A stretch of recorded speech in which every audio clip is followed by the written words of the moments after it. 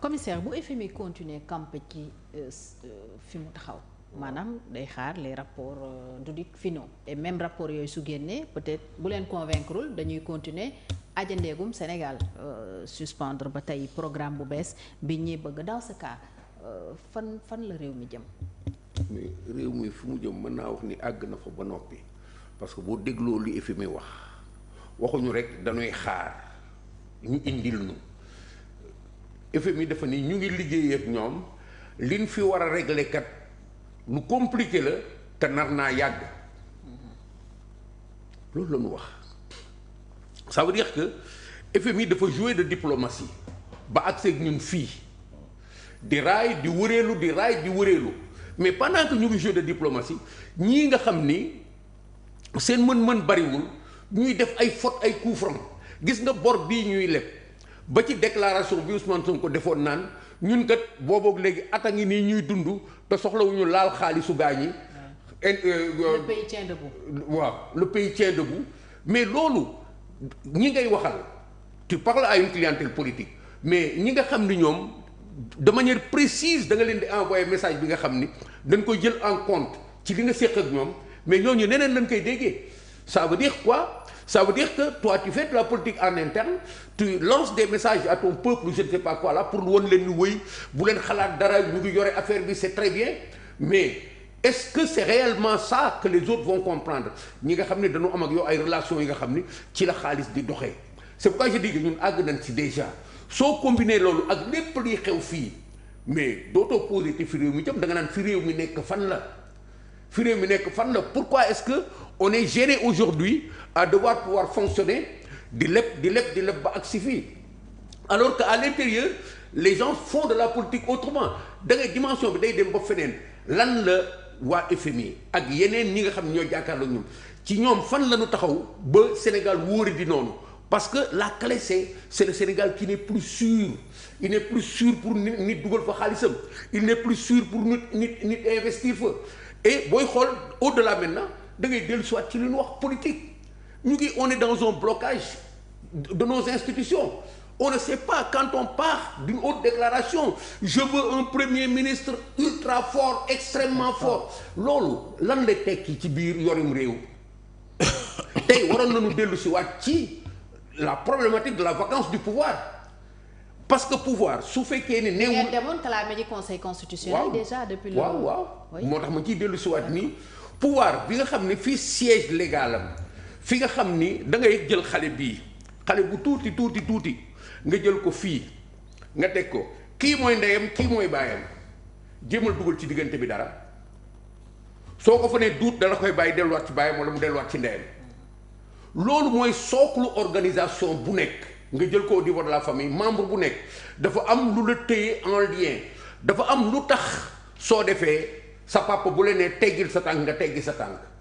loolu c'est des institutions la famille est une institution ñun on a des institutions extraverties te ñun ñoo koy extraverti ba nu imposer que monde bi wax naa le problème mu régime la le problème du Sénégal ça tient à ce que cette particularité bizarre que nous avons nous voulons l'imposer à tout le monde nous voulons dañuy dem ba ci ay affaires yi nga xam ni ça ressemble plus à de la réalité day mel ni c'est chimérique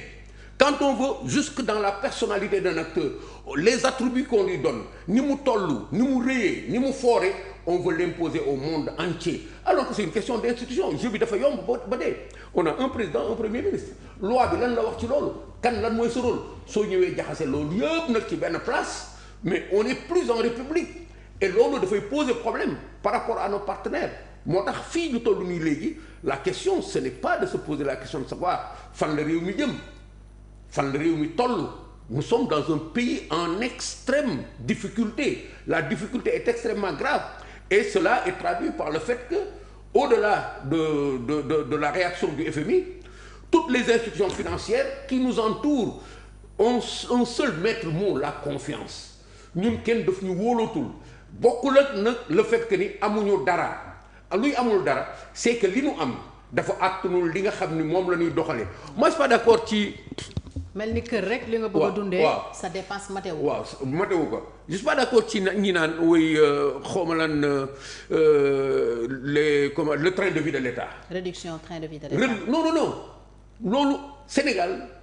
train de vie wu état bi tey su doon def normalement su évoluer normalement confiance bi nu amoon durant le dernier mandat du président Macky Sall malgré tous les événements dangereux qu'il y a eu Covid bi ak ñoom set mais train de vie de l'État bi dans la normalité dafa waroon améliorer wu. parce que pourquoi est-ce que on veut culpabiliser le train de vie de l'État de manière absolue comme ça ce n'est pas une solution que de se caler là-bas état dafa war a dund normalement dafa war a dund ba ci ay détails de prestige bon Dieu de bon sens mais bu fekkee on fait dans le misérabilisme on cherche des solutions en dessous des tables pour wane ni suñu situation dafa normale alors que cette situation elle est plombée par des gens qui regardent les choses à partir d'eux-mêmes. Depuis quand est-ce que au Sénégal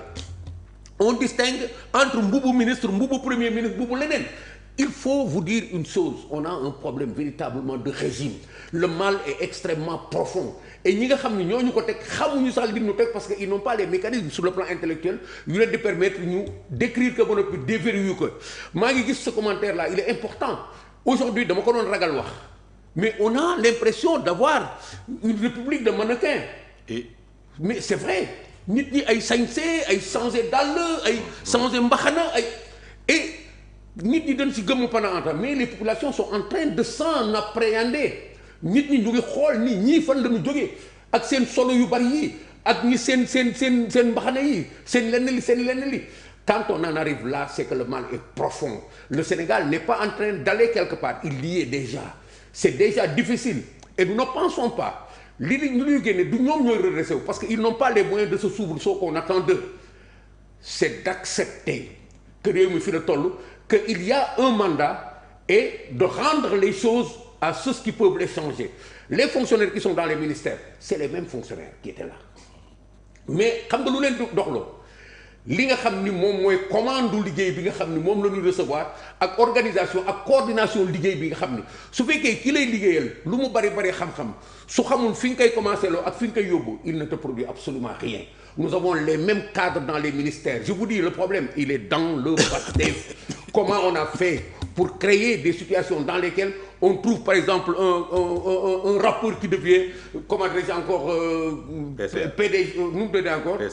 PCA comment on trouve par exemple à mettre à des ministères des gens qui ne savent pas dire une phrase quand comme maa ngi gis par exemple li nga doon wax tout à l'heure sur l'agriculture je vais y revenir qu'on se retrouve avec ay saagu gerte yi nga xam ni mais de manière visible suuf saa ngi nii nit ñaa ngi gis suuf si nga dem jëli beneen camion on a un problème de régime nga dem jëli beneen camion buy décharger ngeen ni gis leen kii kat ci département de Mbour la gis nga camion bii moom amul suuf mais camion bële am na suuf te dañ ni camion bële saaku 50 kilos bi dañ ni 31 kilos yi ñoo baax 19 kilos yi yëpp suuf la ak xeer mais loolu de manière objective su fekkee da ngay gérer même kër même quartier équipe bu nawetaan ñu indi le problème tu prends le problème pour ce qu'il est mais tu ne vas pas prendre autre chose pour maquiller li nga xam ne nekk na dëgg ba noppi nous avons un problème de régime je vous le dis et tant qu'on ne se le dira pas correctement dafay mel ni Sénégal dañ leen ko jox par force ñun mënatuñ ci dara Sénégal gi kenn ablewu ko. alors sànq yaa ngi wax vacances du pouvoir. yéen a ko njëkk a kalaame ji au niveau du conseil constitutionnel on parle aussi de yokk pouvoir au premier ministre le conseil juridique du président de la République annoncé na ko xamaguñu de quoi il s'agit parce que ça n'a pas été discuté au niveau du dialogue yow lan ngay xaar. on parle de quoi. yokk pouvoir au premier ministre. oui. vous savez pour combattre l'hyperprésidentialisme. yokk pouvoir au premier ministre bi mu ngi dugg rek ci li mu la wax tout à l'heure il y a des questions avec lesquelles on ne s'amuse pas Sénégal réew la ñii magum jëmm yii liy doxal Sénégal dañ ko fi fekk astamaak ñii nga xam ni ñooy génération yi mujj ñëw te li soppeeku ci liy doxal Sénégal yëpp dafa am ay yoon yu muy jaar yi nga xam ni lenn rek lan ñu mën a def li Mali def li Burkina def pour di bouleverser ordre bi n'importe comment je vous ai dit ils ont été rattrapés parce que loolu lañ bëggoon